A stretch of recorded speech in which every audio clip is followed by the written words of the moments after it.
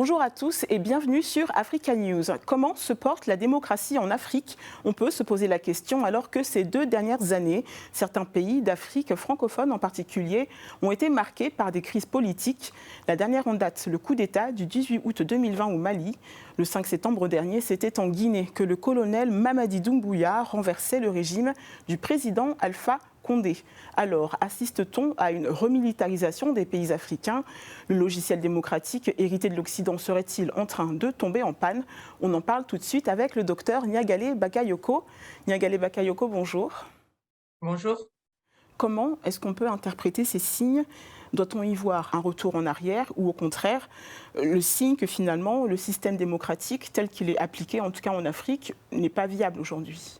Ce qui s'est produit au cours des dernières années, c'est que l'on a assisté à des tentatives ou des réussites d'un certain nombre de dirigeants pour se perpétuer au pouvoir en utilisant des réformes des cadres constitutionnels prévus, ce qui a conduit dans certains pays, comme en Côte d'Ivoire ou en Guinée, justement, à ces fameux troisième mandats qui sont très contestés.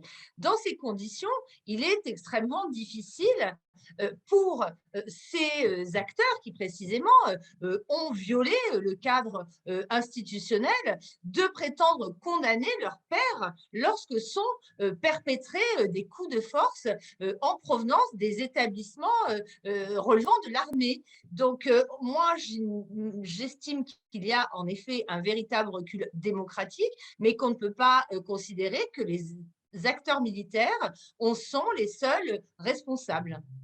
Est-ce que c'est une des raisons qui peut justifier la popularité de ces régimes militaires auprès des populations, bien qu'elles aient été condamnées unanimement par la communauté internationale et par les instances régionales comme la CEDEAO? Ces juntes militaires s'appuient au départ sur une certaine popularité, mais qui est elle-même très fragile. Si on prend le cas du Mali, même si le CNSP continue à bénéficier d'un certain soutien, c'est parce qu'elle a instauré, engagé un certain nombre de réformes, notamment en matière de justice, mais souvent au prix de violations de l'état de droit, également parce qu'elle a fait preuve d'une certaine capacité à se mobiliser sur la scène internationale. Mais le grand paradoxe est qu'il n'y a pas de résultat d'un point de vue sécuritaire et cette absence de résultat crée une exaspération populaire qui pourrait se retourner contre les dirigeants, y compris les dirigeants militaires. Comment est-ce que ça pourrait évoluer? Est-ce que ça pourrait faire tache d'huile sur d'autres pays africains? Il n'est pas à exclure qu'en effet, des régimes beaucoup plus durs, mais pas forcément de type militaire, des régimes peut-être de type policier, avec un grand contrôle social en matière de renseignement, de surveillance des populations elles-mêmes, se mettent en place. Et que par ailleurs, on voit aussi parvenir au pouvoir des mouvements islamiques conservateurs, pacifistes, mais qui prônent une forme rigoriste de pratique de l'islam. On va maintenant parler de la situation en Éthiopie. L'Éthiopie qui est déchirée depuis novembre 2020 par un conflit entre l'armée fédérale et le TPLF, le Front de libération du peuple du Tigré. Les combats ont déjà fait des milliers de morts et au moins 2 millions de déplacés. Et après un an, de nombreux observateurs expriment leur crainte d'une répétition d'un scénario à la rwandaise, autrement dit d'un génocide. Est-ce que ces craintes sont justifiées d'après vous? On pourra parler de génocide lorsque les massacres prendront une dimension massive, mais il y a d'ores et déjà un nettoyage ethnique extrêmement préoccupant. Et ce qui est un motif d'inquiétude, c'est justement le fait que tous ces appels internationaux ne permettent pas de changer la situation, d'influer sur les dirigeants d'Éthiopie.